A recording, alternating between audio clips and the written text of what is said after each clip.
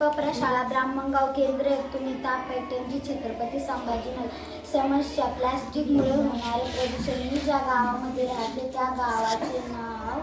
त्या गावाचे नाव ब्राह्मणगाव आहे। गावामध्ये काही मुलं चाऊमिन, चिप्स, बिस्किट, चॉकलेट ज्याचा कडकड आवाज येतो प्लास्टिकमधले खाऊन येथील टाकतो त्या जर चालले तर वायू प्रदूषण तयार होते। जर पाण्यामध्ये टाकले तर जल प्रदूषण तयार होते तर जमीन प्रदूषण होते।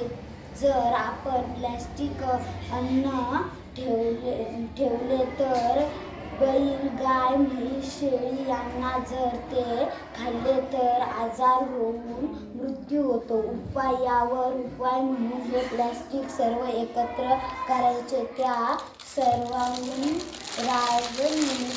प्रक्रिया करण्याची व त्यापासून चांगल्या प्रकारच्या बेंच, टेबल, फर्निचर यावर सुबक डिझाईन तयार करून चिपकवायची। त्यामुळे या प्लास्टिकचा आपण